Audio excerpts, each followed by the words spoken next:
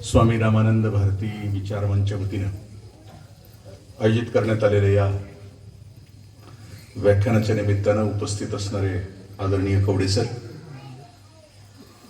ज्यांनी मला बोलवलं, खूप आग्रह करून ते जाधव सर, उपस्थित सर्व ज्येष्ठ कलाकार,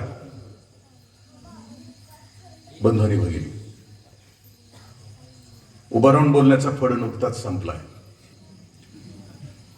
त्या फडावर बरीचशी भाषणं आपण ऐकली, यावं करीन त्यावं करीन, पिठल्याच्या पिठाचे शाव करीन, आणि तो फड संपल्यानंतर हा विचाराचा फड इथं सुरू करायचा. भावी पुढारी इथं बसले, ते एवढीच 5-6 पोरं आहेत, चमकोगिरी करत आहेत. शक्यता आहे कदाचित त्या फडाचा ह्यांना उपयोग होण्याची. ज्येष्ठ कलाकारांनी खूप आनंद झाला मला की रामलीला त्यांनी सादर केली आणि देश पातळीवरती घेऊन गेले.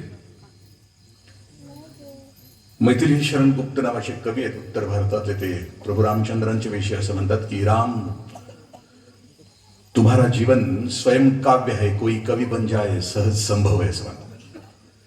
ते असं म्हणतात की प्रभू रामचंद्रांचं जीवन इतकं विशाल आणि व्यापक आहे,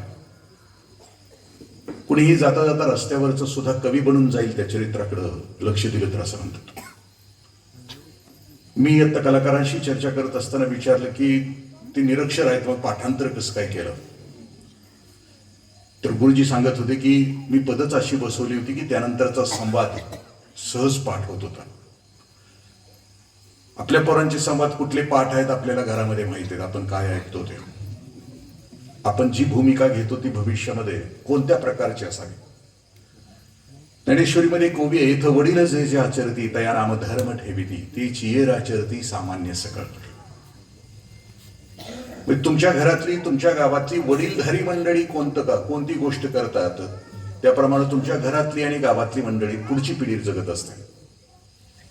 वडीलधारी मंडळी मंदिरामध्ये बसून पत्त्याचं कॅट खेळतात का, 3 पाणी खेळतात का, एका दुरी तिररी खेळतात का, समाज मंदिरामध्ये बसून खेळतात का, मग समजायचं की त्या गावाचं भवितव्य काय असेल, समजून जायचं. पण रामलीला सारखी कला म्हणजे प्रभू रामचंद्र, असं म्हटलं जातं की भारतामध्ये जी 2 महाकाव्य आहेत, तर पहिलं महाकाव्य आहे रामायण आणि दुसरं आहे महाभारत.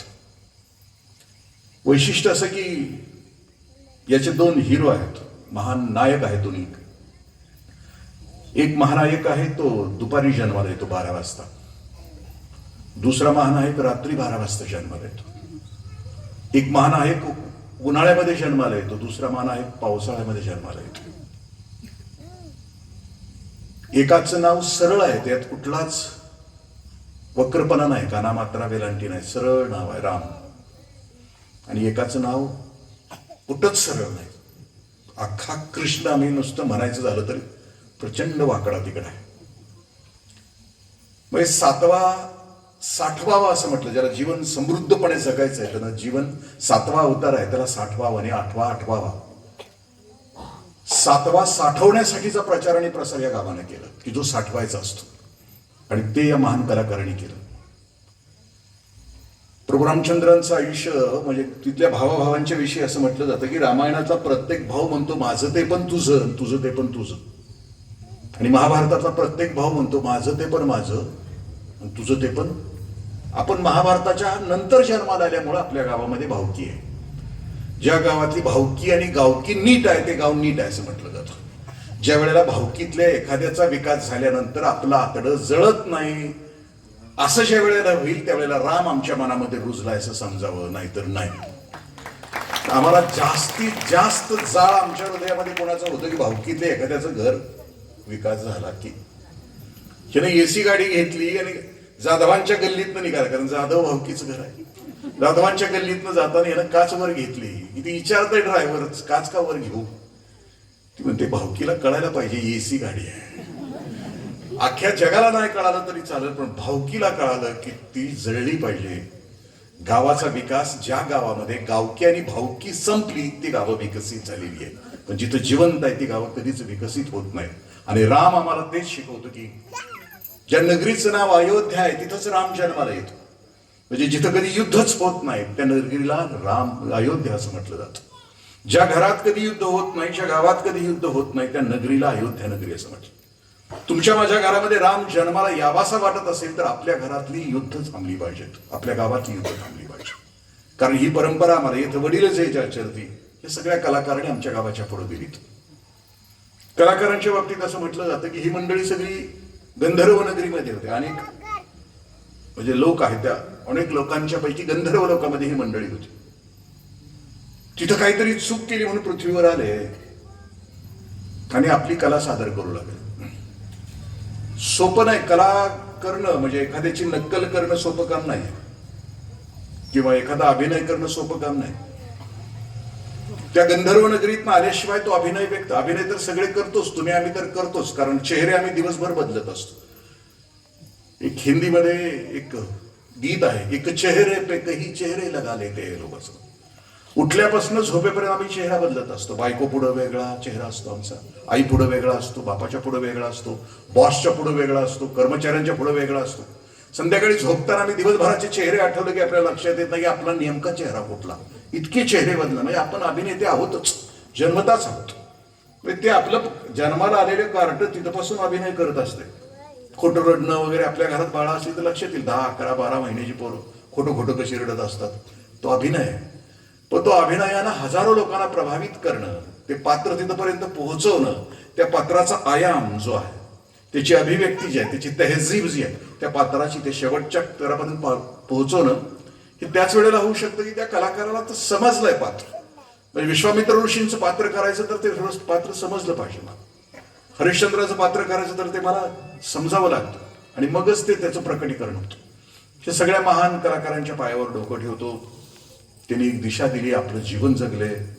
आणि दुसरी गोष्ट की जे गाव ज्येष्ठांचा सन्मान करतं, म्हणजे तिथं जिथं 3 पिढ्या राहतात, संस्कार या शब्दाचा अर्थ असा आहे की मोठ्यांचा आदर आणि लहानांची कदर ज्या घरात आणि गावात आहे त्याला संस्कार असं म्हणायचं.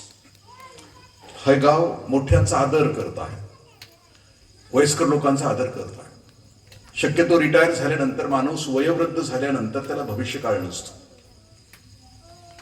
त्याला फक्त भूतकाळ असतो, ते आठवत राहतो. असं म्हटलं जातं की आयुष्याच्या 3ऱ्या टप्प्यामध्ये तुमच्या वाट्याला फक्त आठवणी असतात. वि स खांडेकर म्हणतात की आठवणी या लहरी असतात, त्या कधी येतात आणि मनाचं शांत सरोवर हेलावून सोडतात.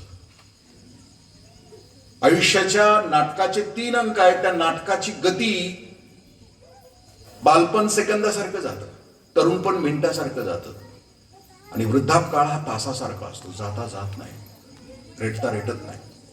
कारण गात्र शिथिल झालेले असतात, काहीच नसतं आपल्यावर, उपेक्षित जीवन सुरू झालेलं असतं आणि आपल्या वाटणीला फक्त आठवणी असतात. आणि मग अशी म्हटल्याप्रमाणे वि स खांडेकर म्हणतात की आठवणी या लहरी असतात, त्या कधी येतात आणि मनाचं शांत सरोवर हेलावून सोडतात.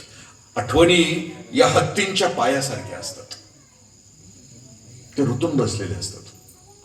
जसं मगाशी दादानी सांगितलं की घरी गेल्यानंतर या कलाकारांना त्यांचा भूतकाळ विचारल्यानंतर डोळ्यामध्ये टचकन पाणी आलं. कारण जे बरोबर होते सहकारी, त्यांच्यासोबत जो रंगमंच त्यांनी सहभाग घेतला, त्यांच्यासोबत ते दिसले नाहीत. म्हणजे रामलीलेच्या रंगमंचावरून पण त्यांनी एक्झिट घेतली आणि आयुष्यात सुद्धा त्यांनी एक्झिट घेतली. म्हणजे दोन्ही ठिकाणच्या आठवणी त्यांच्या मनामध्ये ताज्या आहेत. आणि कलाकाराचं वैशिष्ट्य असतं की कलाकार कायम संवेदनशील असतो, किंवा संवेदनशीलता असल्याशिवाय कलाकार बनवूच शकत नाही. आमच्यासारखी भोंदू माणसं कलाकार होऊ शकत नाही, ते नसतं त्याच्यामध्ये. संवेदनशीलता कलाकाराच्या आतमध्ये बोलावी लागते. वृद्धापकाळाचे म्हणजे आठवणी, असं म्हटलं जातं की ज्याच्या आयुष्याची दुपार चांगली त्याच्या आयुष्याची संध्याकाळ चांगली. ज्याच्या आयुष्याची दुपार बरबटलेली आहे, घाणेरडी आहे, त्याच्या आयुष्याची संध्याकाळ तशीच असते. म्हणजे तरुणाई रामलीलेमध्ये जर व्यतीत केली असेल तर वृद्धापकाळामध्ये राम आठवणारच. आम्ही आयुष्यभर दुसराच राम आठवला असेल आयुष्याच्या दुपारी, म्हणजे तळीराम आठवला असेल आमचा असेल आयुष्याच्या दुपारी असेल, तर म्हातारपणाचं ती गोष्ट आमच्या आयुष्यामध्ये असते. 2 मुली या गावच्या चांगल्या अधिकारी झालेल्या आहेत. सध्या म्हणजे अधिकाऱ्यांच्यासाठी किंवा सगळा समाज, आता आपण परवा दिवशीचा बघितला 20 तारखेच्या वेळेला, तर प्रचंड नीतिमत्तेची घसरण सुरू आहे. म्हणजे 20 तारखेच्या आदल्या दिवशी आम्ही वाट बघत बसलो होतो. आपल्या घराचा दरवाजा उघडा ठेवला होता, लाईट लावून ठेवली होती, बाहेरनं कार्यकर्त्यांच्या पावलांचा आवाज आला की खाकरून सांगितलं होतं आम्ही जागे आहे म्हणून. आता कवडे सर सांगत होते की ते सकाळी फिरायला गेल्यानंतर बाहेरची एक माऊली विचारत होती की गावात दर काय पडला आहे, कुठल्या पक्षाचा काय दर आहे. आणि मग ह्या दरावर आम्ही जर मतदान केलं असतं, कल असेल तर कोणत्या गोष्टी आम्ही म्हणजे ज्या वेळेला नैतिकता संपलेली आहे समाजातली आणि त्यावेळेला समाजाचं प्रतिनिधित्व करण्यासाठी, कारण लोकशाही 4 स्तंभावर उभी आहे, संसद, विधिमंडळ, न्यायालय, प्रशासन आणि मीडिया. ते ऐकणार नाही, पुढाऱ्यासारखे उशिरा यायचं, लवकर जायचं, चमकोगिरी करत बसायचं, आलेलं दिसलं पाहिजे सगळ्यांना आम्हीच आहे. आणि पुढारी नेहमी आपल्या लक्षात येतं की ते लग्नाला येताना सुद्धा उशिरा येतात, लवकर जातात. काय काम नसते, गावाच्या बाहेर राहायचं, भांग बिंग पाडायचा, चकाचक कपडे करायचे, 3ऱ्या 4थ्या अक्षताला यायचं चमकून. ही पोरं तशीच आहे, काय काम आहे. बरं आता त्यांच्या लायकीचं मॉडेल पण इथं बोलत नाही, त्यांना चिकनी चिकनी पोरं बघायची सवय लागली, पुरी बघायची सवय लागली टीव्हीवर. आणि हे काय आता तासभर हलत नाही असं उघड तोंडाचं, हे त्यांच्या लक्षात आले. त्यामुळे त्यांना दंगा करण्याशिवाय दुसरा पर्याय असतो. बरं घरात कधी शिकवलेलंच नाही ना. त्या 2 दिदी म्हटलं की प्रशासनामध्ये जगत असताना असं म्हटलं की खूप मोहाचे आणि लोभाचे क्षण असतात अनेक ठिकाणी, टेम्पटेशन. मी ग्रामसेवक ट्रेनिंग सेंटरला प्राचार्य असताना, मी ट्रेनिंग देत असताना मी ग्रामसेवकांना सांगायचो की का नाही भ्रष्टाचार करायचा, का नाही पाप करायचं. तुझ्या पोराला तुझ्या बापाची ओळख करून देत असताना त्याची मान खाली नाही झाली पाहिजे की माझा बाप भ्रष्टाचारी नाहीये, माझा बापाचा हात बरबटलेला नाहीये. तुझ्या पोराला सांगता आलं पाहिजे की इतका पवित्र माझा बाप आहे आणि म्हणून भ्रष्टाचार करायचा नाही. म्हणजे जगी ऐसा बाप व्हावा ज्याचा वंश सिद्धीस जावा असं तुकोबा. म्हणजे जगामध्ये बापानं पुढच्या पिढीला दैवी संपत्ती द्यायची असते. घाणेरड्या संपत्तीने जगामध्ये कोणीच सुखी झालेलं नाही. तपासून बघा आजूबाजूला. टेबलावरून येते तिला महालक्ष्मी असं म्हटलं जातं आणि टेबला खालून येते तिला अवदसा असं म्हटलं जातं. आणि लक्ष्मी घरात आली तर घरामध्ये शांतता, समाधान आणि तृप्तता देते. आणि अवदसा घरात आले तर असमाधान, अशांतता आणि अतृप्तता देते. ज्यांच्या घरात पापाचा पैसा आहे त्यांनी तपासून बघा. संपत्ती घरामध्ये कोणत्या प्रकारे आली पाहिजे. ऋषी सूक्त आम्हाला सांगते की घरात येणारी संपत्ती तृप्त पाहिजे. कुणाच्या मुंड्या मोरगाळू नको, भ्रष्टाचाराला नको, तर्पयंतीम तपश्चर्याचा पाहिजे. म्हणजे जंगली रमीचा नको. कुठलं 11 ते ड्रीम 11 नको. एकादुरी तिरणी रतन खतरी नको.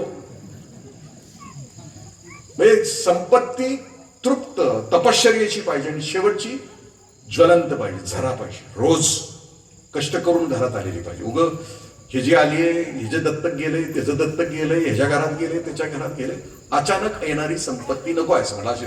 ही संपत्ती घरात कधीच स्वास्थ्य देत नाही. गंमत अशी आहे या जगामध्ये, पापाच्या पैशाला माणसं घर बांधतात, पापाच्या पैशा आणि त्याच्यात वास्तुशास्त्र.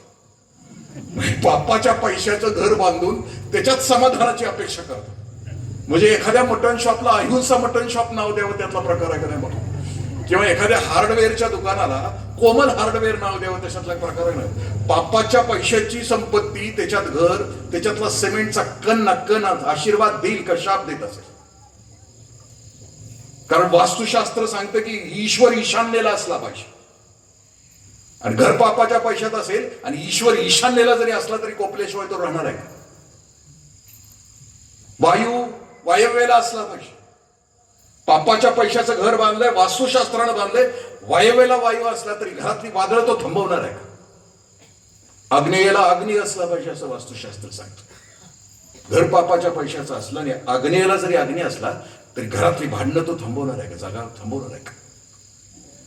एक निष्पाप, निरभ्र, एक आनंददायी, एक चांगला उन्नत झालेला समाज की जे समाजामध्ये ज्यांना प्रतिष्ठा मिळाली, की जसं या दोन्ही दिदींना मिळाली, सगळ्यांना मिळाली.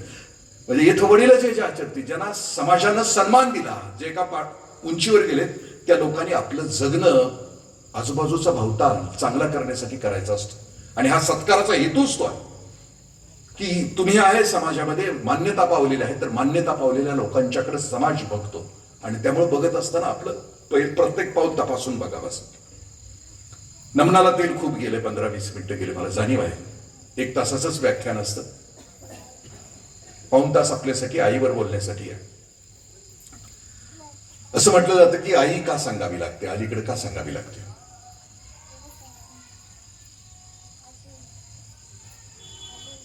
या सुखाकारणे देव वेडावला, वैकुंठ सोडून संत सदनिया.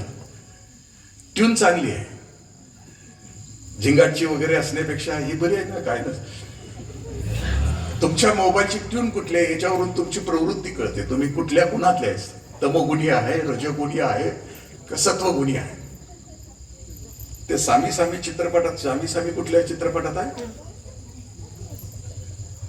ट्यून, त्या दादांचे, आमचं वारकरी आहे म्हणून ती ट्यून आहे.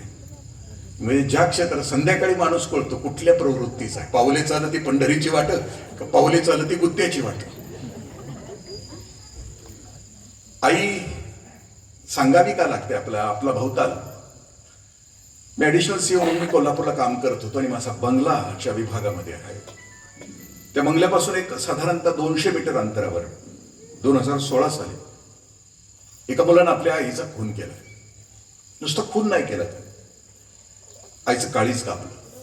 नुसतं काळीज कापलं नाही, त्यानं पोट कापलं नाही, तर ते काळीजला हळद मीठ लावून ते खाल्लं.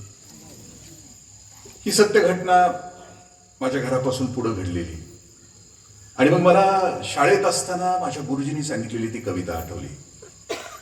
त्याचं तिच्यावर प्रेम होतं. तिनं विचारलं, किती करतोस माझ्यावर प्रेम? तो म्हणाला, खूप. किती? तो म्हटला, खूप. आईचं काळीज देशील? तो म्हणाला, हो. ती म्हणाली, मी इथंच थांबते, जा आणि आईचं काळीज घेऊन ये. तू घरी आला, आईचं काळीज काढलं, हातात घेतलं आणि आपल्या मैत्रिणीला द्यायला निघाला, पळत निघाला. कारण गडबड झाली होती तेव्हा. म्हणजे ज्ञानेश्वरीमध्ये एक ओवी आहे, नहुष स्वर्गाधिपती झाला परी राहटी बांबावला, असं म्हणतात. नहुष स्वर्गाधिपती झाला, राजा झाला, इंद्र झाला आणि त्याला गडबड झाली इंद्राणीला भेटायची. ती ओवी प्रवचनामध्ये आपण कधी बघू. तशी याला गडबड झाली आणि हा निघाला, पळत पळत निघाला आणि एका चौकामध्ये आला आणि एका दगडाला ठेच लागून तो पडला. आणि पडल्यानंतर त्याच्या हातातलं काळीज त्या रस्त्यावर पडलं आणि त्या काळजातून लेकराला आवाज आला, लेकरा लागलं तर नाही. आणि त्याच देशामध्ये जी कविता घडते मराठीमध्ये, तिथंच आम्हाला हे बघायला मिळतं की तो आपल्या आईचं काळीज पडलं.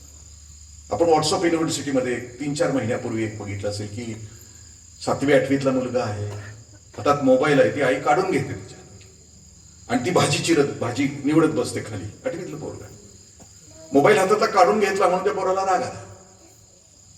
राग आल्यानंतर तिथंच बॅट होती, 7वी-8वीतलं पोरगा आहे, बॅट होती, ती बॅट आईच्या डोक्यात घातली, आई संपवली.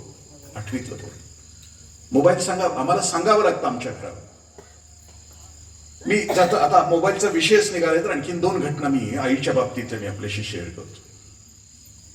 पुणे जिल्ह्यातल्या एका शहरामध्ये, एका गावामध्ये, थोडंसं शहर असलेल्या गावामध्ये माझं व्याख्यान होतं.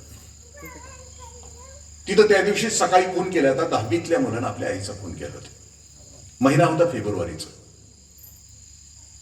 ती आई त्या बाळाला सांगत होती की बाळा 10वीचा पेपर आहे पुढच्या महिन्यामध्ये, मोबाईल बाजूला ठेव, अभ्यास कर. 2-3 वेळा सांगितल्यानंतर बाळानं ऐकलं नाही. आईनं त्याच्या कानाखाली दिली. बाळाला राग आला 10वीच्या पोराला. त्याला आईला असं उचललं, ढकललं, आई भिंतीवर आदळली, खलास झाली. आता पोराचा मेंदू सुरू झाला की हा खून पचवायचा कसा. मग बाळानं ब्लेडचं पान आणलं, आईच्या हातावर रेघा मारल्या.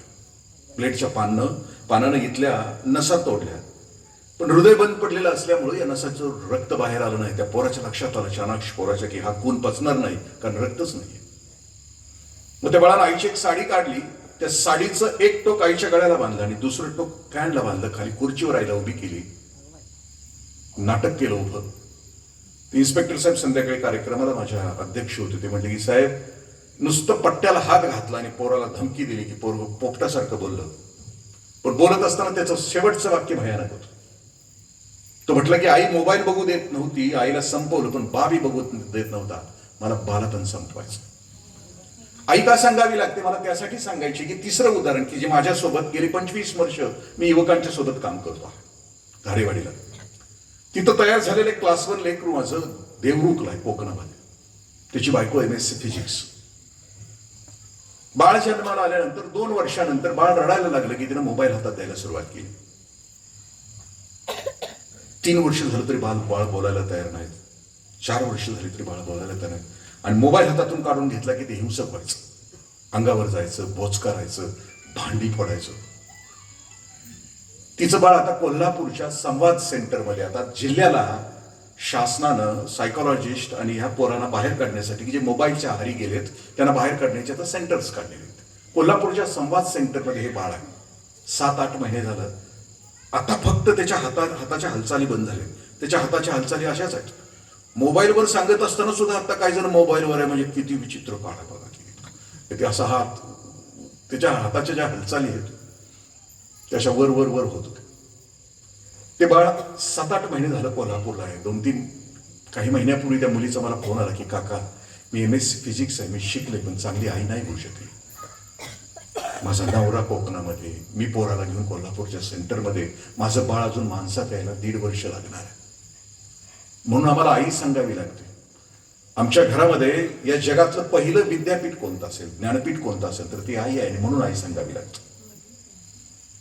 आईचा रोल माणसाच्या आयुष्यातला सुरू कधी झाला म्हणजे माणसाची आई त्या मुलाला काय शिकवत होती. तुमचे माझे पूर्वज होते ते समूहानं राहत होते, एकत्र राहत होते. खूप पिढ्या अशा गेल्या. समूहानं राहत असताना त्यावेळेला माणसाला 2च भुका होत्या, एक पोटाची भूक होती, एक शरीराची भूक होती. 90,000 वर्षापूर्वी माणसाच्या मेंदूमध्ये बदल झाला आणि क्रांती झाली आणि माणसाच्या लक्षात आलं की त्याच्या मेंदूमध्ये बुद्धिमत्ता आली आहे, मेमरी आली आहे, टॅलेंट आलं आहे, त्याच्या लक्षात आलं. मग काही 1000 वर्षापूर्वी माणसातल्या त्या समूहातल्या तुमच्या माझ्या पूर्वजातल्या एका नरानं एका मादीला निवडलं. नर मादीच्या रूपातच राहत होते ना दोघं. त्या नराने एका मादीला निवडलं आणि एका गुहेचा आसरा घेतला आणि पहिलं घर या जगातलं तयार झालं.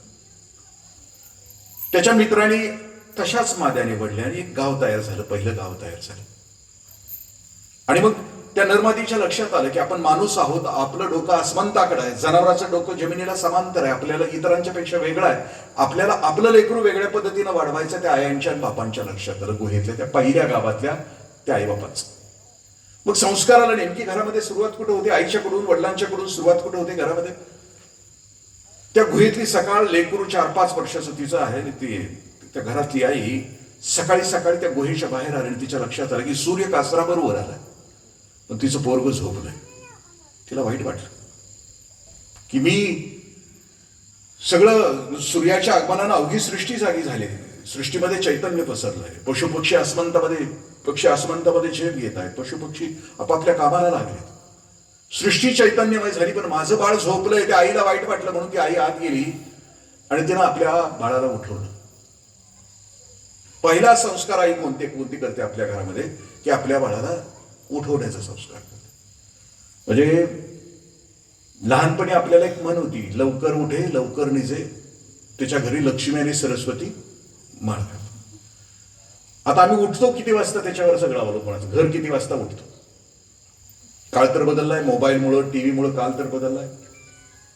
अगोदर बंब्या उठतो, मग ह्यो बंबा जाळ घालतो आणि मग पुन्हा घर उठलं तर उठलं, अशी परिस्थिती आहे. प्रत्येक ठिकाणची वेगळीच परिस्थिती. आम्ही जागे कधी होतो त्याच्यामुळे? म्हणजे असं म्हटलं जातं की ऋषी असं म्हणतात की रात्रीचे 4 प्रहर आहेत. त्या 4 प्रहरामध्ये माणसं काय काय करतात? दिवसाचे 4 प्रहर आणि रात्रीचे 4 प्रहर. माऊली ह्या 8 प्रहराविषयी आम्हाला माऊली मार्गदर्शन करतात की तरी तू गायचे करी हे 8 प्रहरा माझारी मोठका निमिष भरी तू दे तुझे. परमार्थाचा सिद्धांत सांग. 8 प्रहरापैकी रात्रीच्या 8 प्रहरामध्ये काय करतात माणसं? पहिले प्रहर सब कोई जागे, 6 ते 9 सगळे जागे असतात. मालिका सगळ्या आवडीच्या. ती सध्या काय करते? लाकीर झालं ते तर बंद झाली मला वाटतं ना. माझ्या घरात टीव्ही नाही त्यामुळे मला माहित नाही, पण अलीकडचं अपडेट घेतलं नाही कुठल्या मालिका चालू आहे त्याच्यावर. 6 ते 9 सब कोई जागे. तुम्ही बघितलं असेल पुण्याला खाली 1 BHK फ्लॅट मधली ती मावशी, घरात कोणी नव्हती, ती 6 ते 9 6ला बसली खुर्चीत की 9लाच उठायची. सगळ्या मालिका संपल्याशिवाय ती उठायचीच नाही. त्या दिवशी तिच्या घरात चोरी झाली, सगळं साहित्य तिच्या घरातलं चोर घेऊन गेला. फक्त 2च वस्तू शिल्लक राहिल्या. ज्या खुर्चीवरती बसली होती ती खुर्ची, आणि जो टीव्ही बघत होता तो टीव्ही. आमच्या भागामध्ये 26 गावामध्ये रात्री 6 ते 9चा टीव्ही बंद झाला. टीव्ही आणि मोबाईल बंद आहे कंपल्सरी. आमच्या भागामध्ये 26 गावामध्ये गावकऱ्यांनी निर्णय घेतला की 6 ते 9 आमच्या घरात टीव्ही बंद असणार, 6 ते 9 मोबाईल बंद असणार. त्या वार्डातल्या निवडून आलेल्या सदस्यांना, पडलेल्या सदस्यांना वार्डात फिरत राहायचं. ज्याचा टीव्ही आणि मोबाईल चालू असेल त्याला दंड करायचा. कारण 6 ते 9 उत्कृष्ट स्वयंपाक करण्याची वेळ आहे, 6 ते 9 पोरांच्या अभ्यासाची वेळ आहे, 6 ते 9 वयोवृद्ध माणसांची तपश्चर्येची वेळ आहे, ज्ञानेश्वरी वाचण्याची वेळ आहे. आमच्या घरात काय चालतं 6 ते 9 सांगण्याची आवश्यकता नाही. पहिले प्रहर सब कोई जागे, दुसरे प्रहर जागे भोगी असं म्हणजे. रस्सा मंडळ परवा कोकणावर जाऊन हाणून आलेली रस्सा मंडळ. आणि तुम्ही बातमी पण वाचली 9 ते 12 परवा. आपल्या भागातली कुत्र्यांची संख्या कमी झाली. जे सकाळी फिरायला गेले त्यांच्या लक्षात येईल असेल, 2-3 महिन्यापूर्वी कुत्री 10-12 आडवी यायची, आता एक पण आडवं येत नाही. नेमकी गेली कुठं? पण आणायचं कुठं? रोज तुम्हाला मटण आणि चपटी द्यायची नाही घरामध्ये, मग आणायचं कुठलं? रोज मटण आणायचं कुठलं? दुसरे प्रहर जागे भोगी, रस्सा मंडळ सगळी, ढाब्यावर येरड करायला जाणारी सगळी. 6 ते 9 दुसरे प्रहर जागे भोगी. चुकून हे कोणाला लागू पडत असेल तर तो योगायोग समजावा, मला काय सांगायचं. जे जात असतील ते त्यांच्या. दुसरे प्रहर जागे भोगी, तिसरे प्रहर तस्कर जागेवर, तिसरे प्रहर जागे रोगी असं म्हणजे. तिसऱ्या प्रहरामध्ये तस्कर चोर जागे असतात. मोदी मोकारा वाव अफवा, ह्या भागात तर मैदान अफवा होता, इकडं चोर आलं आणि तिकडं चोर आलं. आणि गस्त करणाऱ्यांनी निबार माझ्या केली, उगाच फिरायचं गावात, उगाच कोणाला बंधन द्यायचा. तिसरे प्रहर तस्कर जागे, तिसरे प्रहर जागे रोगी. कुठं चोरी नव्हती आमच्या गावात. अफवा, तिकडच्या माळ्यात 2 घरं फोडली. मी सकाळी त्याला फोन केला, फोडलं का? कुठलं काय म्हणलं, निबार झोपले म्हणला, कशाला फोन फोडतो. पण अफवांचं पीक यायला सुरुवात झाली की तिसरे प्रहर जागे तस्कर, तिसरे प्रहर जागे रोगी. रोग झाला की झोप येत नाही. टीबी असेल, कॅन्सर असेल, म्हातारपण असेल तर झोप येत. तिसरे प्रहर तस्कर जागे, तिसरे प्रहर जागे रोगी, और चौथे प्रहर जागे योगी असं म्हटलं. पहाटे जे उठतात, जे साधना करतात, ज्याला ईश्वरी तत्वाकडे जायचं आहे, जो महान वारसा ब्रह्मानंद स्वामींचा आपल्याला आहे, तो वारसा हा सांगतो आम्हाला की उठ, तो योग्यांचा कालावधी आहे. त्यावेळेला सगळे योगी, सगळे तपश्चर्या पहाटे करत असतात. आणि तू बस लाव तिकडं तुझं कनेक्शन लाव आणि तू अंतिम सत्तेच्या प्रवासाला सुरुवात कर. चौथे प्रहर म्हणजे तुम्ही उठता किती? ऋषी सांगतात की सकाळची आंघोळ किती वाजता होते? 4 वाजताची आंघोळ ऋषी स्नान असं म्हटलंय. मूळ 3 वाजताची आंघोळ आहे, पण आपण जरा सगळे बदलत्या काळानुसार 4 वाजताच्या आंघोळीला ऋषी स्नान म्हणायचं, 5 वाजताच्या आंघोळीला माणूस स्नान म्हणायचं, 5 वाजता पहाटे होत असेल. आणि 6 वाजताच्या आंघोळीला राक्षस स्नान म्हणायचं. आता आपल्या घरात कुठलं स्नान होतं आपल्याला सांगण्याची आवश्यकता आहे काय? अजिबात नाही. आपण 6ला स्नान म्हणू, 7ला आंघोळ म्हणू. स्नान का म्हणायचं? लवकर उठलं तर आपली कपडे आपल्याला सापडतात, व्यवस्थित आंघोळ होते म्हणून स्नान म्हणू. सगळी उठली की घोळात घोळ म्हणून आंघोळ त्याला म्हणून. आणि 7 वाजता आंघोळ केली तर रेडा धुतला काय, ह्याला धुतला काय, काय फरक झाला का?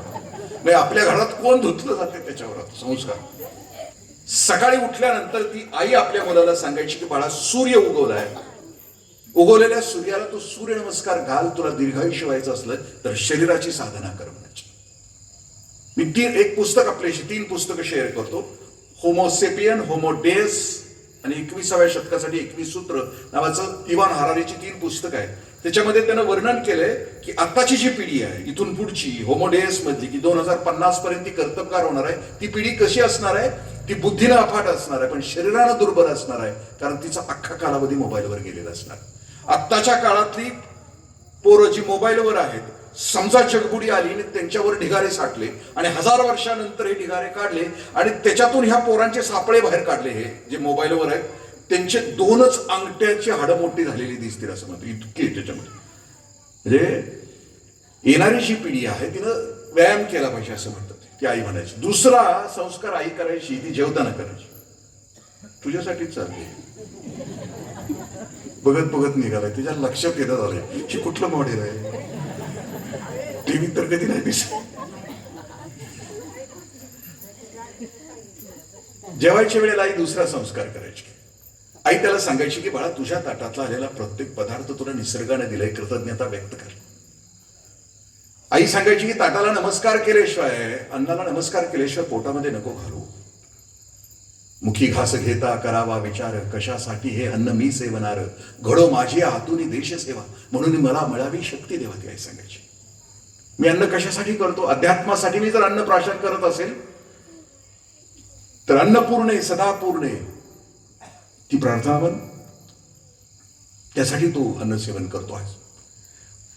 निरक्षर आई पूर्वी संस्कार करत असताना बाळाला जेवायला देत असताना ती बाळाच्या समोर बसून म्हणायची की बाळा 2 घास कमी कर. पलीकडच्या झोपडीमध्ये आज चूल नाही पेटली बाळा, तिथलं लेकरू जेवलं नाही. आई आपल्या बाळाला जेवायला घालत असताना सांगायची की बाळा 2 घास कमी कर. म्हणजे एकाच वेळेला आई वेष्टीचं समष्टीची नातं जोडत होती. बाळाला देण्याची, म्हणजे या जगामध्ये कोणी दुःखी असता कामा नये, आपल्या गावातलं कोणी उपवाशी असता कामा नये, ही घरातली निरक्षर आई आपल्या लेकराला सांगायची. कार्यक्रम तो सुरू व्हायचा. आता पोरग डबा घेऊन निघालं शाळेत, डबा आणि बाटली असते पोराच्या हातामध्ये, आणि निघालं की ती आई सांगते की एकटाच खायला कोणाला द्यायचं नाही, बाटली पण एकट्यानंच.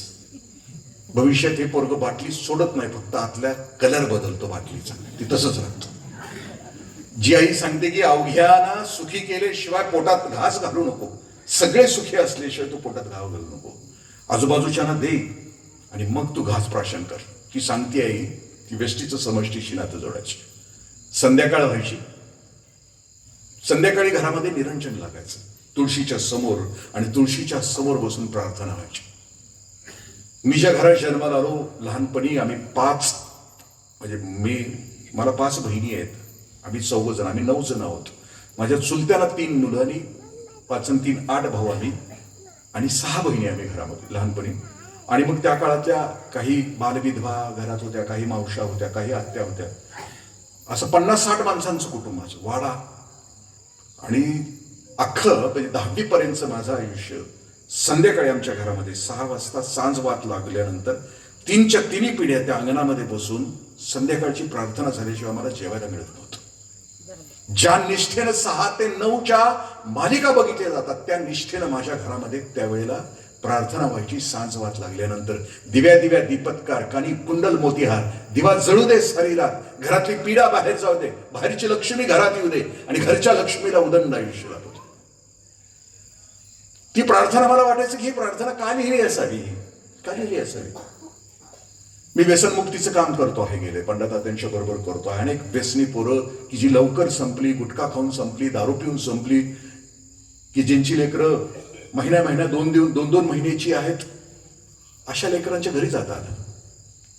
आणि मग लक्षात आलं की ती जी संध्याकाळची प्रार्थना घराघरामध्ये होती, त्या घराघरातल्या प्रार्थनेमध्ये नेमकं काय सांगितलं जात होतं. घरातली पीडा झाली पाहिजे, घरच्या धन्याला उदंड आयुष्य. ती घरधनी प्रार्थना करत असताना आपल्या पोराच्या तोंडातून आपल्या नवऱ्याला सांगायची की नको व्यसन करू रे. व्यसन करताना संसाराचा गाडा चालवता चालवता अर्धवटच मध्येच निघून गेला तर भातुकलीच्या खेळातला राजा लवकर निघून गेला तर राणीला पाठीमागं संसार सावरताना काय त्रास होतो तुला काय माहितीये. आणि म्हणून संध्याकाळच्या प्रार्थनेतून ती घरधनीन आपल्या घरधन्याला सांगायची नको संध्याकाळी कुठं चुकू नको, कुठं हुकू नको, बरोबर घरीच ये, कुठं मध्ये मध्ये जाऊ नको म्हणून ती सांगायची. काळ बदलला, आता सांगायची वेळ आली आपल्या लेकरांना नको धाब्यावर जाऊ. संध्याकाळ झाल्यानंतर आम्हाला वेळ आली की आमची संध्याकाळची फोडणी आम्हाला नीट टाकावी लागेल. घरातल्या तरुण पोराला, घरातल्या बापाला समजायला पाहिजे की संध्याकाळी मला घरीच येऊन आईच्या हातचं, बहिणीच्या हातचं, वहिनीच्या हातचं जेवावं लागेल. संध्याकाळची फोडणी नीट नाही पडली तर ही बाहेर उधळत आहेत आमची पुरुषाची जात आहे ना ती खूप. आणि म्हणून आम्हाला घर बदललेल्या घरामध्ये आमच्या संध्याकाळची जी आहे जेवणाची गोष्ट आहे ती या पद्धतीने आम्हाला बदलायला पाहिजे. आई आणि बापाचं नेमकं काम काय असतं, म्हणजे आई तर खूपच गोष्टी आपल्यासमोर सांगत असते. ज्या ज्या आयाने आपली लेकरं कुणाचीही साथ नसताना जगाच्या पृष्ठभागावर आणली, खूप पराक्रमी केली, अशा 5 आया आपल्याला सगळ्यांना माहिती आहेत. सीता माहित आहे, लवंकुशानं जगाच्या पृष्ठभागावर आणली, जगाच्या इतिहासामध्ये आणली. कुंती माहित आहे, सुभद्रांगी माहित आहे, सम्राट अशोकाची आई शकुंतला माहिती आहे की सम्राट भारताची आई, आणि 350 वर्षापूर्वी महाराष्ट्रामध्ये ज्या राजाचं नाव उलट घेतलं, तर जो राजा अखंड आयुष्यभर आईच्या जीवावर जीवाशी खेळला, 35 वर्ष जीवाशी खेळला, त्या महासाहेबांचं नाव माहिती आहे आपल्याला. काय घडत असतं घरामध्ये, कोणती घटना असते की संस्कार या शब्दाचा अर्थ काय, माणसाचं पतन होतं ना. आमचे संत सांगतात की 3 गोष्टीनं माणसाचं पतन होतं.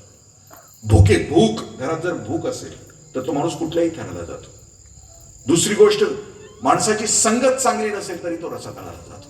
आणि तिसरी गोष्ट, संस्कार नसेल तरी तो माणूस रसातळाला जातो. आणि माणसाच्या आयुष्याचं उद्दिष्ट एकच आहे की याची देही याची डोळा परमेश्वराची प्राप्ती करणं. हे असताना मग लेकराला द्यायचं काय असतं, आपल्या आईला काय द्यायचं असतं. माझं लग्न ठरल्यानंतर माझी बायकोशी माझी लग्नाच्या अगोदर एक भेट झाली, मी घेतलीच मी तर. कारण आमचं ठरलं होतं की आपल्याला जर आपल्या पोटी जन्माला घालायची आहेत लेकरं, तर एक काम करावं लागेल की आपल्याला चांगला आई बाबा व्हायचंय, तर आपल्या घरामध्ये पहिल्यांदा टीव्ही असणार नाही. आईच्यानं ब्रह्मानंद स्वामींच्या समोर मी आपल्या सगळ्यांना सांगतोय की माझ्या घरात अजूनपर्यंत टीव्ही नाहीये. मला नातू आला तर टीव्ही नाही, कारण मला माहिती आहे की माझ्या घरातले संवाद बिघडलेले असतात कामा नये. माझ्या घरातल्या त्या टीव्हीच्या त्या मालिकेमध्ये म्हणजे 2-2, 3-3 नवरे, 2-2, 3-3 बायका असणाऱ्या मालिका माझ्या घरामध्ये, संवाद बिघडलेले असणार नाही. माझं घर सिनेमाचं थिएटर असणार नाही. यासाठी माझ्या घरामध्ये टीव्ही नाही. कारण टीव्हीचा त्यावेळेचा माझा लॉंग फॉर्म होता, ताबडतोब वाटोळं म्हणजे टीव्ही, व्यक्तीचं, कुटुंबाचं आणि समाजाचं. एक मुलगा सरासरी 3 तास टीव्ही बघत असेल त्यावेळेला, तर टीव्हीचं त्यावेळेचं मोजमाप असं होतं विचारवंतांचं की तो 21व्या वर्षापर्यंत 35,000 खून आणि 72,000 बलात्कार बघायचा. म्हणजे पोरग खून आणि बलात्कार बघतं, ते रस्त्यावर उभा राहून तुमच्या माझ्या आया बहिणींची टिंगल करण्याशिवाय दुसरं काय करणार आहे. आज कित्येक जिल्ह्यामध्ये, परवा कुठल्या तरी गावामध्ये एक ठराव पास झाला की आमच्या गावातलं कुठलंही पोरग आईच्या नावानं शिवी नाही देणार. मी त्याचा नंबर शोधतो त्या माणसाचा की त्याला अभिनंदन करायचं. जगातनं आईच्या नावाची शिवी संपली पाहिजे. त्याचं कारण असं आहे की आई ज्या वेळेला एखाद्या लेकराला जन्म देते त्यावेळेला त्या आईला ज्या वेदना होतात, त्या वेदनांचं मोजमाप विज्ञानामध्ये की 43 देल इतक्या वेदना त्या आईला होतात. त्याला बाळंत कळा असं आपण म्हणतो. बाळंत शब्दाचा अर्थ आहे की बाळ तरी नाही तर अंत तरी. बाळ तरी जन्माला येतं नाही तर अंत तरी होतो त्याचं. पूर्वी माझ घरामध्ये बाळंतपण व्हायचं, अख्खं घर दरवाजाला कान लावून बसायचं की कोण जिवंत आहे, पोरग का आई, आणि दोन्ही जिवंत असली तर मग सगळं आनंदाचा महोत्सव असायचा. एक आई एका बाळाला जन्म देते त्यावेळेस त्या आईला ज्या वेदना होतात, 43 डेल इतक्या वेदना, म्हणजे किती वेदना होतात आईला की एखाद्या माणसाची 20 हाडं फ्रॅक्चर झाल्यानंतर जेवढ्या वेदना होतात तेवढ्या वेदना तुमच्या माझ्या आईला हे जग दाखवताना झालेत. आणि दुसरी जी आहे ती पण तुझीच आई नाही ना जगाला येड्या. कुणाला शिवी देतो तू, म्हणजे ज्याला द्यायची आहे ना. माझं भाषण झाल्यानंतर मी 2-3 पर्याय आपल्या समोर ठेवलेले आहेत. 6 ते 9 बंद करणं, आईवरची शिवी बंद करणं, गावातला डॉल्बी बंद करणं. आता कित्येक 10-12 गावामध्ये डॉल्बी बंद झाली.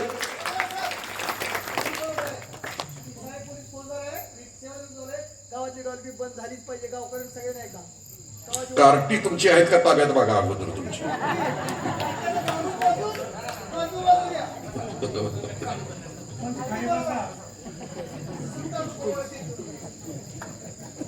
आता कुठपर्यंत आलो मी, ठीक नाही, मी कुठला विषय घेऊन पुढे निघालो होतो. हा, येथे वडील आई, हा, मासाहेबांनी आपल्या लेकरांना पुढच्या पिढीला काय द्यायचं होतं.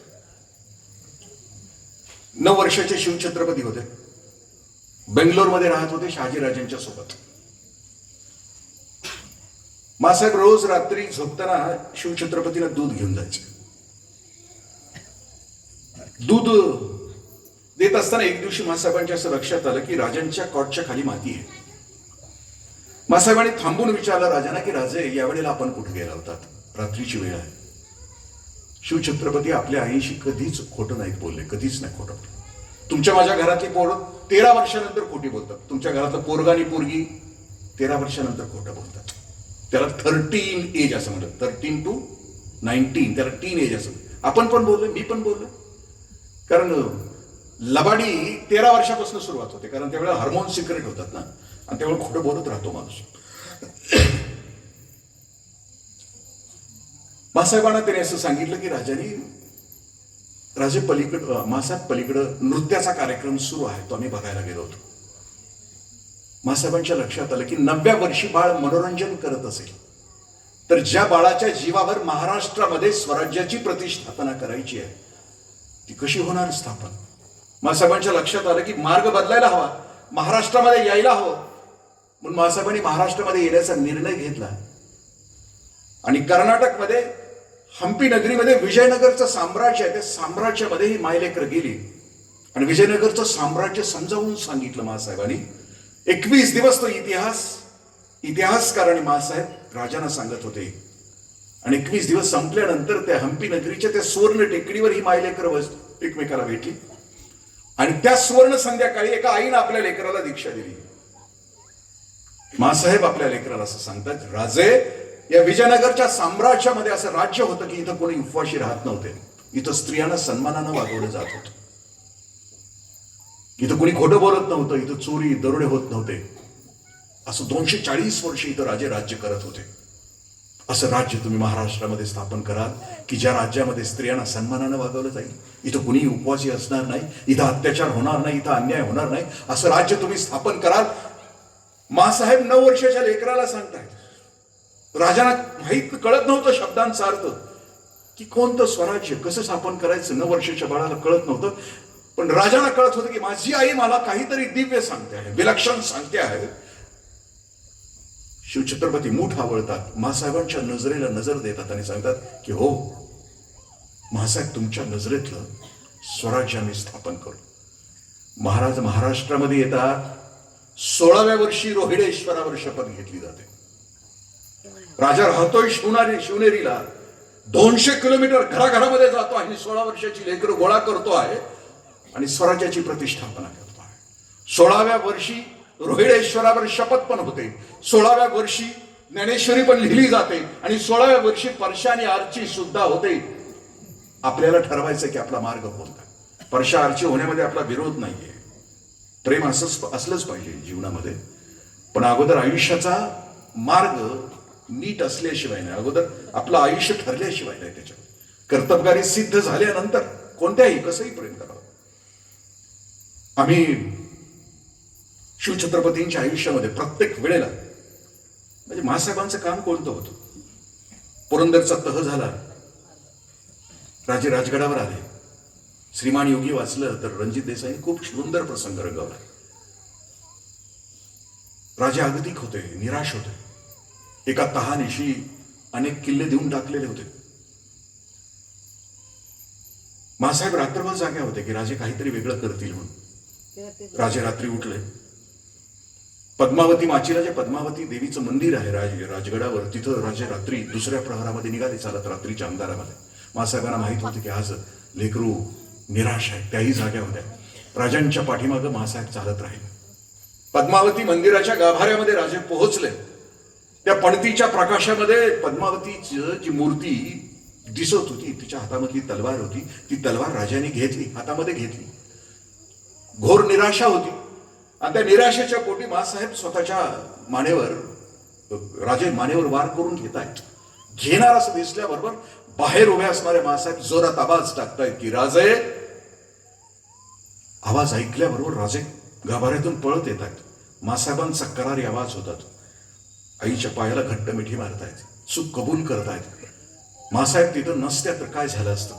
त्यावेळी मासाहेब राजांना असं म्हणतात की राजे, मिर्झा राजे जयसिंगाशी तिथंच युद्ध करून कटून गेला असता तरी आम्हाला फिकीर नसती वाटली, पण इथं जर हे कृत्य तुम्ही केलं असतं तर आम्हाला तोंड दाखवायला जगात जागा राहिली नसती. आमच्या कुशीत जन्म घेऊन पराक्रमाशिवाय आयुष्यात दुसरं काहीच तुम्हाला करता येणार नाही. आणि म्हणून राजा आयुष्याच्या शेवटच्या श्वासापर्यंत पराक्रम करत राहिला. आम्ही आई म्हणतो, आमच्या लेकराला काय द्यायचं. संस्कार या शब्दाचा अर्थ, माझा विवेकानंदांची आई, 7 वर्ष वय होतं. पोरं बाहेर खेळत होती. पोरं एकमेकाला विचारत होती की तू कोण होणार, तू कोण होणार. एक लेकरू सगळे सांगत होते, डॉक्टर, वकील, इंजिनियर, प्राध्यापक. आता सुद्धा आपल्या पोराला सांगत नाही का आपण असं मोठं व्हायचं, मग खाप्या मजा करा. असं आताच आपलं जगणं म्हणजे काय, एक बंगला असला पाहिजे, एक गाडी असली पाहिजे, ब्रँडेड शूज, ब्रँडेड कपडे, ब्रँडेड मोबाईल, ये दिल मांगे मोर. म्हणजे जगणं. म्हणजे प्रेस्टीज, प्रॉपर्टी आणि पॅकेज, 3P साठी आपण आपली पोरं घडवतोय. प्रेस्टीज, पॅकेज आणि प्रॉपर्टी. मान सन्मान मिळाला पाहिजे समाजात. 4 हाना पण देशमुख म्हणा असं चालत जाताना लोकांनी वाटलं पाहिजे. प्रेस्टीज, प्रॉपर्टी, तुझी दौलत किती आहे. एक पोरग मी आता आपल्याशी शेअर करतो की शंतनू नायडू नावाचं लेकरू आहे की ज्यांचा टाटाशी संमत होता. त्याचं पुण्यामध्ये गुड फेलोज नावाचा ग्रुप आहे. गुड फेलोज म्हणजे चांगल्या विचाराची लेकरं त्याने एकत्र केली. त्यांनी समाजातल्या वाईट गोष्टी तो दूर करतो आहे. म्हणजे आणि आमच्या घरात काय म्हणतो की तू हो, तुझी बायको पण कमवणारी कर, मग निभार पगार, मग रविवारी मॉलमध्ये जा, भरपूर खरेदी कर, पाऊस पडायला लागला की गाडी घेऊन लोणावळ्याला जा, धबधब्याच्या खाली आंघोळ कर, सेल्फी काढ आणि फॅमिली ग्रुपवर टाक, खोटं खोटं हसत टाक, आम्ही किती सुखी आहे जगाला दाखव. सत्ता संपत्तीनं माणसं सुखी होत असती तर जगामध्ये पालख्या सत्ताधीशांच्या आणि संपत्ती दिशांच्या लोकांनी उचलल्या असत्या. हेही आम्हाला कळायला तयार नाहीये. आपल्या लेकराला काय करायला पाहिजे. आता प्रेस्टीज, पॅकेज आणि प्रॉपर्टीसाठी आपली पोरं नाही तयार करायची, तर आपली पोरं जगातल्या संवेदना, जगातल्या वेदना संपवण्यासाठी तयार, माणूस एक करण्यासाठी आम्हाला आपली पोरं तयार करावी लागते. विचारलं तू कोण होणार. विवेकानंद असं म्हणतात आपल्या त्या मुलांना म्हणतात मी टांगेवाला म्हणून, तुम्ही कोण बनवा. मी टांगेवाला. पोरं हसली. दुसऱ्याची चिरली की आपण हसतो.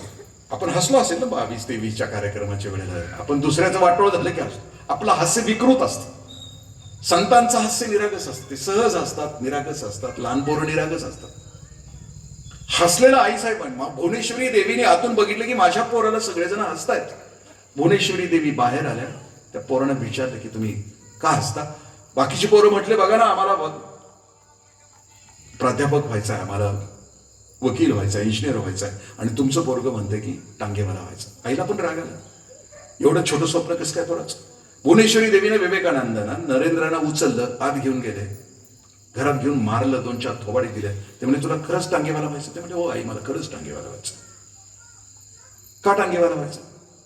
नरेंद्र म्हणजे आई बघ ना, त्या घोड्याचा लगाम त्या कसा टांगेवाल्याच्या हातामध्ये असतो, चाबूक हातामध्ये असतो, किती भारी दिसतो तो, म्हणून मला व्हायचं. आता मात्र भुवनेश्वरी देवींच्या लक्षात आलं. भुवनेश्वरी देवी बाजारात गेल्या आणि तिने भगवान श्रीकृष्णाची 3 चित्र घेतली. रथावर आरूढ असलेल्या, हातामध्ये लगाम असलेल्या, पाठीमागा अर्जुन असलेला. ती घेतली, घरातल्या 3 ठिकाणी लावली की जिथे लेकराचं लक्ष पडेल तिथं लावली. म्हणजे बाळा तुला व्हायचा ना टांगेवाला, तुला हा टांगेवाला व्हायचा. 11 सप्टेंबर 1893 शिकागोच्या धर्म परिषदेमध्ये 9व्या वर्षी आईने सांगितलं होतं की तुला जगाला धर्म शिकवणारा, जगाला उपदेश देणारा भगवान श्रीकृष्ण व्हायचा आहे. 11 सप्टेंबरला हे लेकरू आईच्या एका ठिणगीनं, काल अज्ञानामध्ये होतं, काल कुठल्याही जगाला माहित नव्हतं, अंधारामध्ये होतं, एका रात्रीच 7 मिनिटाच्या भाषणानं 9व्या वर्षी आईने टाकलेलं संस्काराचं बीज घेऊन ते पुढे येताना सांगतं की हा तिथं. समारोपाकडे येत असताना आई म्हणून गोष्ट तुमच्या माझ्या घरामध्ये आज जर आपल्याला पुढच्या पिढीला, आई म्हणून जर पुढच्या पिढीला काही द्यायचं असलं, मी राजांचंच उदाहरण देतो नाही. कोणती म्हणजे असं म्हटलं जातं की कोणती प्रेरणा आपली आई आपल्याला देत असते. राजांच्या आयुष्यामध्ये अफजल खानच्या वेळेला यायला निघाला महाराष्ट्रामध्ये. त्यावेळेला प्रतापगडच्या पायथ्याशी भेट ठरली आणि राजे भेटायला गेले मासाहेबांना. आणि ते मासाहेबांना असं म्हणतायत की मासाहेब आम्ही निघालोय अफजल खानाच्या भेटीला. त्यावेळेला मासाहेब म्हटले नाहीत की सबस्टिट्यूट कोण आहे का बघ दुसऱ्या, तूच कशाला जातो. आशीर्वाद देत आहेत की यस, यशवंत हो, जयवंत हो. आपलं लेकरू मृत्यूच्या कराल दाढेमध्ये निघालं आहे माहीत असताना सुद्धा महाराष्ट्राची आई महाराष्ट्राच्या लेकराला आशीर्वाद देते की हा जा लेकरा. शाहिस्ते खान येतोय महाराष्ट्रावर चालून, पुण्यामध्ये राहतोय, लाखोंची फौज आहे आणि राजे निर्णय घेत आहेत की 40 मावळे घेऊन शाहिस्ते खानाला संपवायचं. राजे मासाहेबांच्या दर्शनाला जात आहेत. त्यांनी मासाहेबांचं दर्शन घेत असताना सांगतायत की आम्ही निघालोय मासाहेब. मासाहेब त्यावेळेला सुद्धा म्हणतायत की यशवंत हो, जयवंत हो. लाखो विरुद्ध 40. जो कुणी गेला आग्र्याच्या दरबारात गेला, उत्तर भारतामध्ये गेला, त्याची खांडोळी झाली, राजे निघालेत. त्यावेळेलाही मासाहेब म्हणतात की हो, सगळ्यात मोठं वैशिष्ट्य आईचं या दोघांचं नातं होतं ना. मी मगाच्या 5 आया होता ना, त्या 5 आयांच्यावर माझी युट्यूबवर 3-3 तासाची व्याख्यान आहेत की ज्या आईने लेकरू केलं. मासाहेब शेवटी आजारी होत्या. रायगडाच्या पायथ्याशी पाचाडला राजवाडा बांधला होता आणि तिथं मासाहेब राहत होत्या. 6 जून 1674 शिवछत्रपतींचा राज्याभिषेक रायगडावर संपन्न होत होता. सगळ्यात जास्त गरजे आया बहिणींची त्या होती किल्ल्यावर, रायगडावर, यासाठी होती की स्त्रियांना विश्वास त्या वेळेला प्राप्त झाला होता की कुंकू बळकट झालंय, मंगळसूत्र बळकट झालंय. राजानं तयार केलीत, माणसं तयार केलीत अशी की शेवटच्या क्षणापर्यंत, शेवटच्या स्त्रीपर्यंत सगळे सुखरूप त्यांनी तयार केले होते. माणसापर्यंत स्वराज्य उतरलं होतं राजाने. सावळ्या तांडेल नावाचं पोरगं रायगडाच्या पायथ्याशी शेती करत होतं. दुपारची वेळ होती आणि शिवछत्रपती 50 मावळे नेशी रायगडावर निघाले होते. सावळ्या तांडेलच्या लक्षात आलं, रे कोण निघाले रायगडाकडे, माझ्या राजाचा किल्ला आहे आणि हे कोण 50 जण निघालेत. आडवा आलं पोरग 16 वर्षाचं. शिवछत्रपतींचा घोडा हातामध्ये झाला, ए पाटील कुठं निघालाय. शेवटी शिवछत्रपती त्याला ओळख करून द्या, अरे मी शिवछत्रपती राजा आहे. ते म्हणजे जमणार नाही, कुणीतरी वरनं येऊ दे खाली रायगडावरनं, मला सांगू दे हे राज आहे तरच. कुण्या गावचं पाटील आहे तुम्ही, कुठं निघालाय मध्ये, खबरदार जर टाच मारूनी झालं पुढे चिंदड्या उडविन राई राई वड्या. अरे काय खुश होती महाराष्ट्राची त्यावेळेचा, काय होती ताकदीची माणसं. म्हणजे आदल्या दिवशी आल्या 1000-1500 कडे बघणारी वखवकलेली नव्हती, पुढच्या पिढीला हेच संस्कार देणारी नव्हती. कसलं रक्त होतं शुद्ध आणि पवित्र.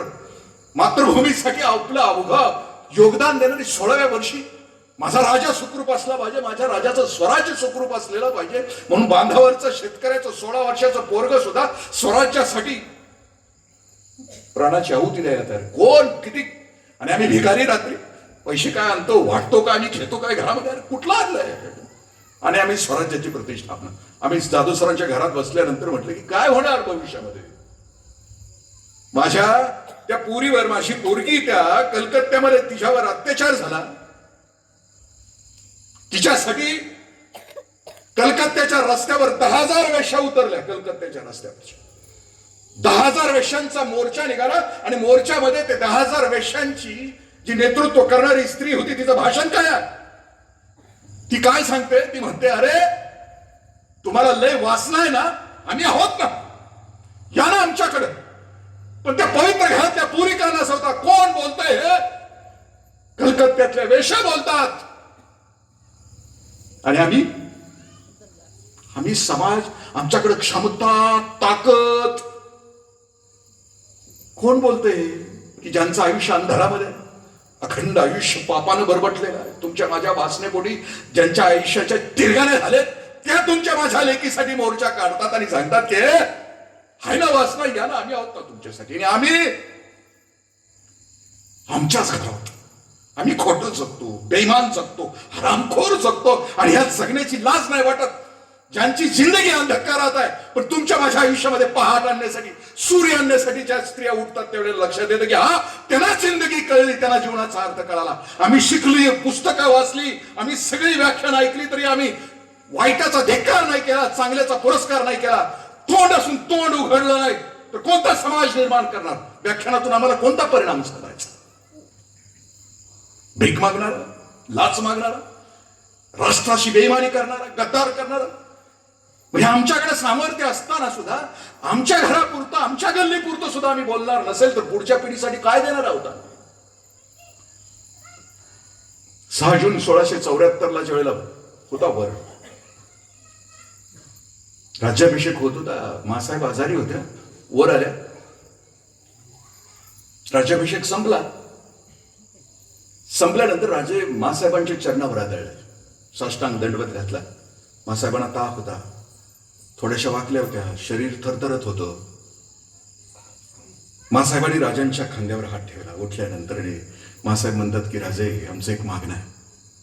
राजे म्हणतात, आपलं मागणं कधी आम्ही अमान्य केलं आजपर्यंत, बोला मासाहेब. मासाहेब म्हणतात राजांना, राजे वय संपलंय आमचं, आम्ही निघून जाणार आहोत, पण आमचा पुनर्जन्मावर विश्वास आहे राजे, आणि भविष्यात आम्ही कधी जन्म घेतला तर तुम्ही आमच्या पोटी जन्माला या. खाली महासाहेबांचा मृत्यू होतो. काही दिवसांनी राजांना बातमी रायगडावर कळते. राजे सुसाट पळत सुटतात रायगडावर. पालखी मेने घेऊन सरदार येतात, शिलेदार येतात आणि राजांना म्हणतात की राजे पालखीत बसा. पण राजे पळत सुटतात वेगानं. महादरवाजा, हत्ती तलाव, रायगडाच्या पायथ्याशी पाचाडला जिथं महासाहेबांनी विश्रांती घेतली तिथं राजे पळत सुटले. पळता पळता राजे खाली वागतायत, माती घेतायत, कपाळाला लावतायत, माती घेतायत, कपाळाला लावतायत. सरदारांनी विचारलं, शिलेदारांनी विचारलं की राजे खाली काय वागता, माती काय घेता, कपाळाला काय लावता? राजे म्हणतात त्या शिलेदारांना, अरे येड्यानं, इथल्या मातीच्या प्रत्येक कणाला माझ्या आईच्या पावलांचा स्पर्श आहे, माझ्यासाठी तो अबीर आहे रे, म्हणून मी माझ्या कपाळाला माती लावतो.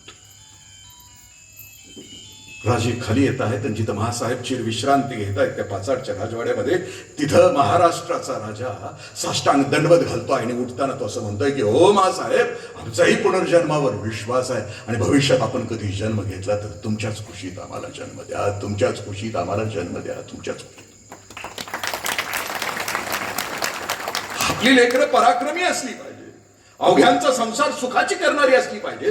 दळभद्री आपलाच संसार सुखाचा करणारी नको ना. खूप झालं ना, आता खूप झालं. माणूस नावाच्या जातीनं पुढच्या पिढीला जगण्याच्या लायकीचा समाज करून मग मरायचा असतो. आम्ही पुढच्या पोरांच्यासाठी काय ठेवलंय आज? बेईमान रामखोर समाज. कोणता समाज? नरक करून टाकलाय. मी क्लास 1 झाल्यानंतर माझे काही मित्र आम्ही गेट टुगेदर करायचो आणि गेट टुगेदर करत असताना आमचा एक मित्र 10 वर्ष झाली तरी त्यानं बाळ नाही जन्माला घातलं. तो आम्हाला म्हणायचा की, आम्ही त्याला म्हणायचा पोरग जन्माला घाल, पोरगी जन्माला घाल, येडायच का, वंशाला दिवा ज्योती नको का? त्यावेळी तो आमचा मैत्र म्हणायचा, इंद्रिया शाना नको हो, तुला मला जगताना एवढा त्रास होतोय तर तुझं माझं पोरग जगायचे वयात येईल त्यावेळेस सोसतील का त्याला घाव सोसतील बेईमानीचे, आरामखोरीचे. तुमचं पोरग लातूर पॅटर्नला ठेवताय, 2-2 वर्ष ठेवताय. पोरग सणाला घरी येत नाही. तुम्ही अपेक्षा करता की 5 वर्षानंतर पोरग स्टेथोस्कोप गळ्यात घालून येईल समोर. आणि तिकडं गुजरातमध्ये मेहता नावाची पोरगी 12वीला नापास होते आणि पहिली येते पेपर फोडून. पैसा तुमच्याकडे असला तर तुमच्या पोराची पोरीची सीट जाते त्या समाजामध्ये, त्या नरकामध्ये. हा कोणी बनवला समाज? आम्ही 16 वर्षाचं पोरग असेल, तुम्ही श्रीमंत असाल, तुमची अंडरवर्ल्डची संबंध असतील आणि त्या पोरानं पुण्यात 2 जीव मारले असतील तर तो ससून हॉस्पिटलमध्ये रक्ताचे नमुने सुद्धा बदलतो. असला समाज तुम्हाला निर्माण कधी होतो? समाज निर्माण की ज्यावेळेला आपण इमान विकतो त्यावेळेला समाज तयार होतो. समाज सुखी आणि संपन्न त्याच वेळेला असतो की ज्या वेळेला त्या समाजामध्ये थोडी धुगधुगी असतेस, त्या घरामध्ये थोडी धुगधुगी असते, त्यावेळेला तो पुढचा समाज टिकत असतो. मी समारोपाकडे येताना म्हणजे मी असं म्हणेन की आई नावाची गोष्ट कोणती आहे? माझी खूप आवडती गोष्ट. आई बाबा का पाहिजे आणि ते कोणत्या ताकदीची पाहिजे? आम्ही BSc ॲग्रीच्या लास्ट इयरला होतो. BSc ॲग्री संपल्यानंतर आम्ही एकमेकाला विचारायचो की तू कोण होणार, तू कोण होणार? आमचा धुळ्याचा मैत्र होता.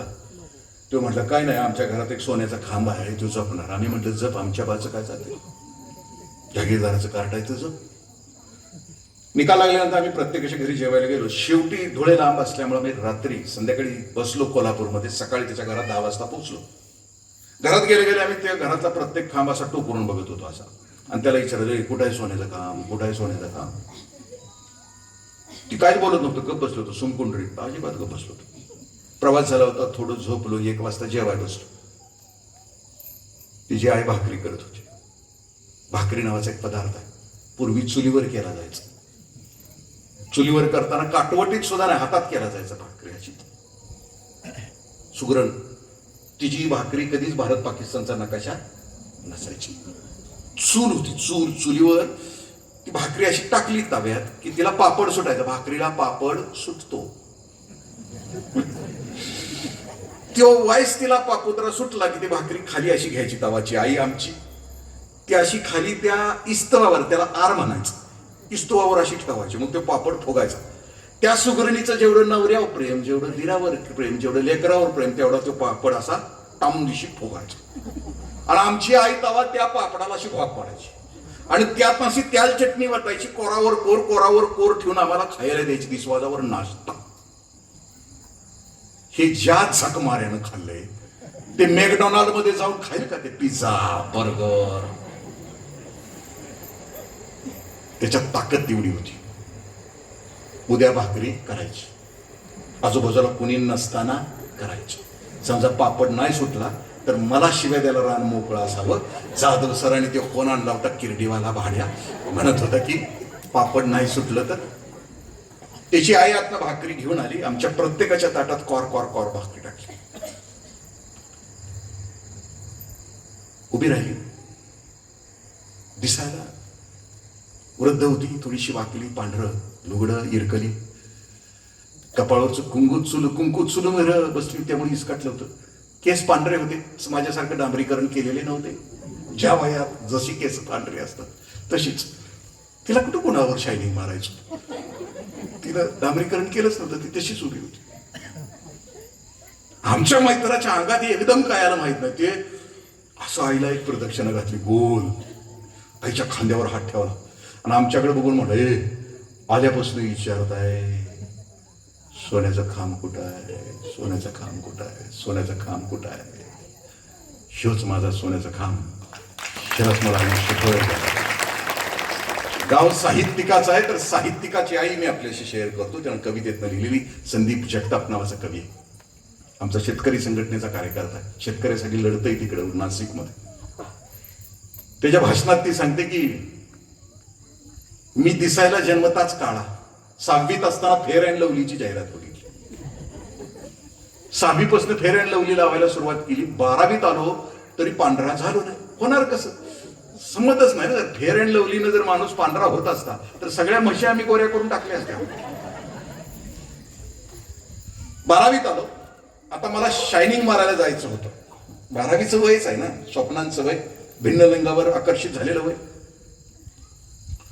तो म्हणला फेअर अँड लवली पावडर लावली चेहऱ्याला, आता जायचं होतं बाहेर. तेवढ्यात आई आली आणून. आई म्हणजे पाण्याला जायचं आहे. माझ्या टकोऱ्यावर एक घागर दिली, तिनं आपल्या टकोऱ्यावर 2 घागरी घेतल्या. मला आईचा रागच आला. निघालोय कुठं, मला न्यायला लागले कुठं, बरं इतका मेकअप केलाय भारी, मला न्यायला लागले पाणी आणायला. तिनं माझी घागर भरली, माझ्या डोक्यावर अगोदर दिली, तिच्या 2 भरल्या तिच्या डोक्यावर. मला राग आला होता आईचं, त्यामुळे आईच्या पुढं न चालता आईच्या मागे मी चालत होतो आणि पावलाला घागर मी लवंडत होतो. मला न्यायचीच नव्हती, रागच आला होता आईचं. त्यामुळे घरी गेलो, आईची घागरी आईने ठेवली आणि माझी घागर उतरायला दारात आली. तिनं माझा अवतार बघितला.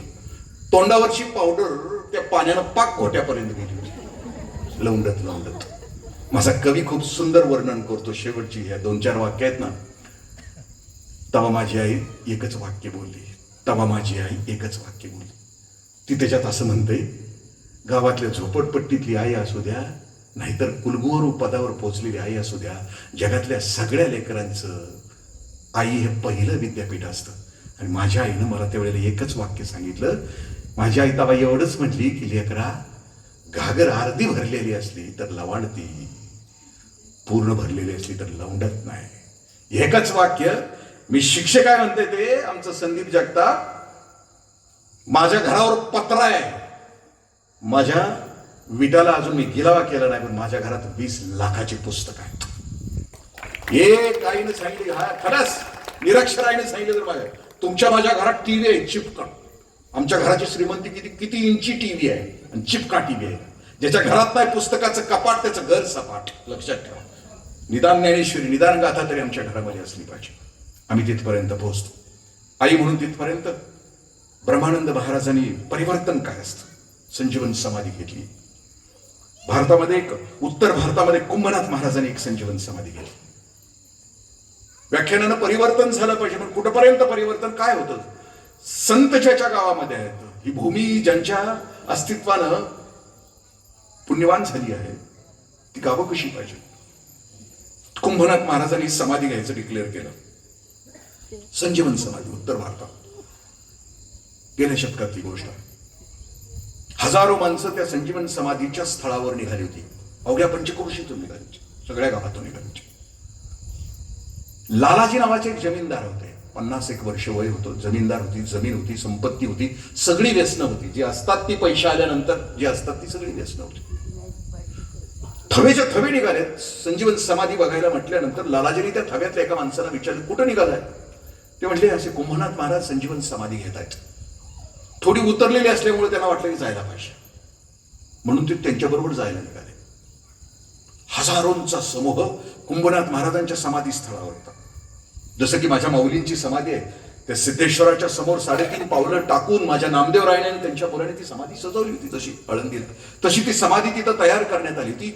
हजारोंचा थवा, टाचणी पडेल इतकी शांतता, निरव शांतता, माणसं श्वास रोखून बसली होती आणि कुंभनाथ महाराज तिकडून चालत आले. समाधीच्या दाराशी उभे राहिले. प्रसन्न मुद्रा होती. संजीवन समाधी घेण्यासाठी खाली उतरायचं होतं आणि त्यांनी आवाज दिला, लेनहार कोई है, मला द्यायची आहे संपत्ती, माझ्याजवळची समृद्धी द्यायची, कुणी आहे तयार? लेनहार कोई है. लालाजी समोर होते. ते म्हणजे हा आहे. बाकीच्या धाडसच नव्हतं. जो नीट पाप करू शकत नाही तो पुण्य काय करू शकणार? भितर आहे ते कसं पुण्य करणार? लालाजी म्हटले हा है. कुंभनाथ महाराज म्हटले तो आ जाओ. लालाजी गेले, कुंभनाथ महाराजांच्या पायावर डोकं टेकवलं.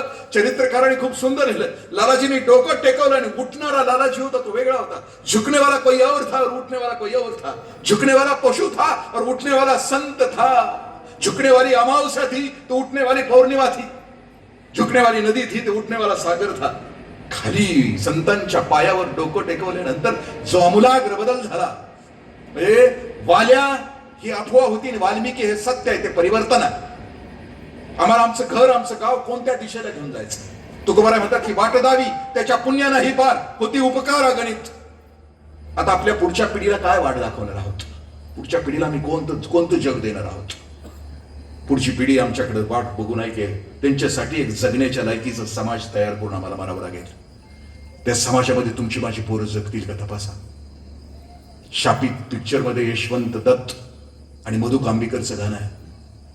ते दोघं म्हणतायत की तुझ्या माझ्या संसाराला आणि काय हवं. लिहिता लिहिता तो कवी शेवटच्या परिषदामध्ये येतोय. यशवंत दत्तला पोराची काळजी आहे, कारण त्यानं बघितलंय बहुताल. एक अभिनेता आहे मराठीतला, लग्न झालंय 15 वर्ष, त्यानं बाळ नाही जन्माला घातलं. तो असं म्हणतो की का नाही घातलं? World is not so beautiful. तो म्हणतो की का जन्माला घालू माझ्या पोराला, या नरकट का ढकलू?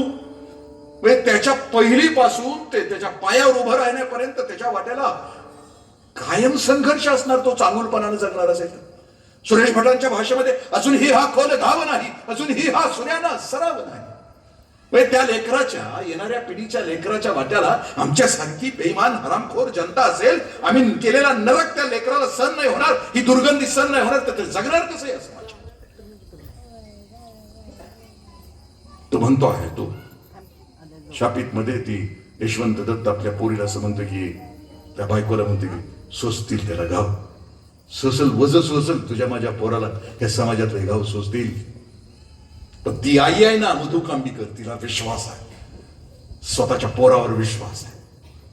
ती काय म्हणते, तुझं माझं पोरगू कोण आहे माहितीये का? आपल्या नवऱ्याला तुझं माझं पोरगू इवल अशा पणतीचा, इवल असा उजेड. ती यशवंत दत्तला सांगते की अरे तुझं माझं पोरग पणती म्हणून जन्माला आलंय, जगातला अंधार संपवायला आलाय, जगातला अज्ञान संपवायला आलाय, जगातल्या वेदना संपवायला आलाय. तुझं माझं पोरग झोपडीतली मधु कांबीकर यशवंत दत्तला सांगते की हा तुझं माझं पोरग ना जगातला अंधार संपवायला आलाय. आम्ही आमची पोरं भोरटी करायची का? नगीना डान्सवर नाचणारी आणि बाप्पानं म्हणायचे काळ्या टी शर्ट वाला माझंच आहे.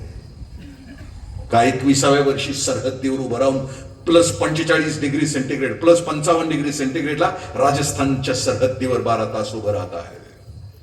हिमालयाच्या सरहद्दीवर रात्री -45 डिग्री सेंटीग्रेडवर उभं राहत आहे 22-23व्या वर्षी. आणि अजून 25-30 वर्ष झाली तरी कर्तबगारी नाही.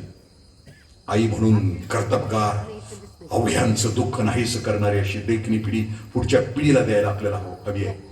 एक 850 वर्षापूर्वी एक बाळ म्हणतो, त्याचं ब्रीद वाक्य असतं, अवघाची संसार सुखाचा करीन आनंदे भरीन ती लोक. आम्ही आमच्या पोराला ही ब्रीद वाक्य दिलं पाहिजे, नाहीतर अवघाची संसार एकट्याचाच करीन, बाकीच्यांची वाटच लावीन अशी दळभद्री कार्टी आपल्याला नको आहे. विशाल, व्यापक, अवघ्याना सुखी करणारी, अवघ्याना आनंदी करणारी अशी लेकर आपल्या पोटीमध्ये यावीत. त्यांनी कर्तबगारीने सिद्ध करावं. प्रकाश घेऊन आम्ही जन्माला आलो आणि अवघ्या जगावर प्रकाश टाकून आम्ही निघणार. ती लेकरं आपल्या गावामध्ये तयार व्हावीत. या गाव चांगलं कधी म्हटलं जातं की पोरगी करावी तर ब्रह्मानंद नगरची करावी आणि पोरगी द्यावी तर ब्रह्मानंद नगरमध्ये द्यावी. ते गाव उच्च स्थितीला पोहोचलंय. कारण पोरगी जाईल तर लक्ष्मी म्हणून जाईल आणि इथं पोरगी आली तर लक्ष्मी म्हणून राहील. ही गावाची उंची व्हायला हवी.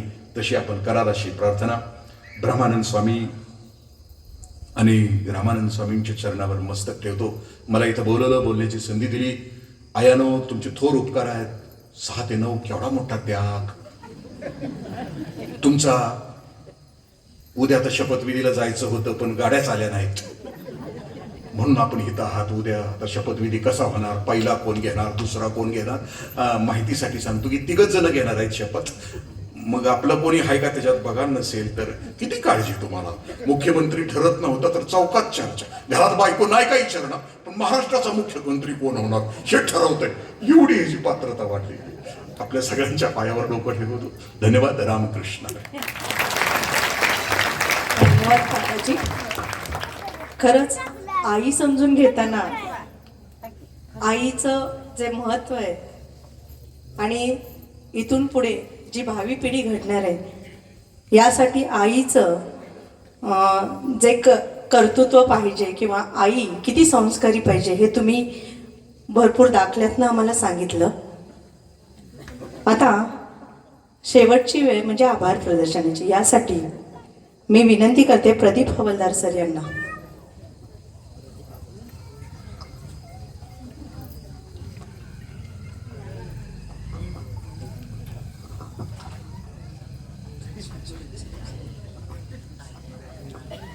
स्वामी रामानंद भारती विचार मंच आयोजित आजच्या कार्यक्रमासाठी जे उपस्थित राहिलेले आपले प्रमुख पाहुणे आहेत, माननीय श्री इंद्रजित देशमुख सर यांनी खरं तर ओव्या, अभंग याच्या माध्यमातून राम सांगितला, कृष्ण सांगितला, गावचं कौतुक देखील केलं.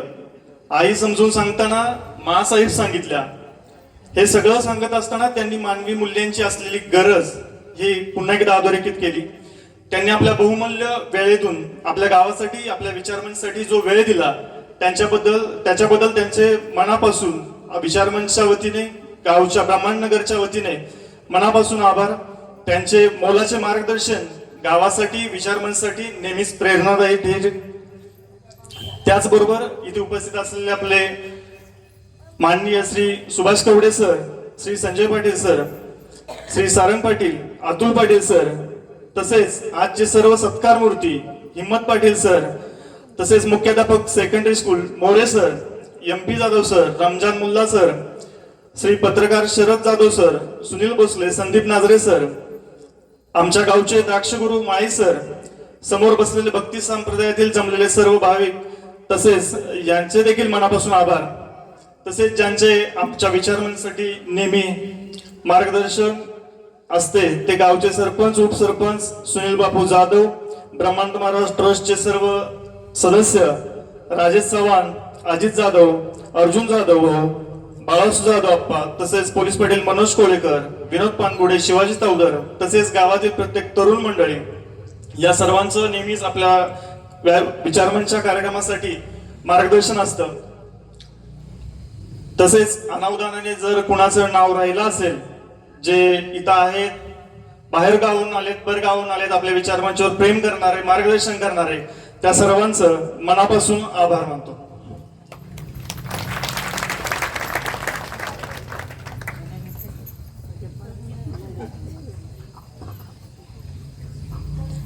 सर्वांना मी नम्र विनंती करते की जागेवरती उभं राहायचंय.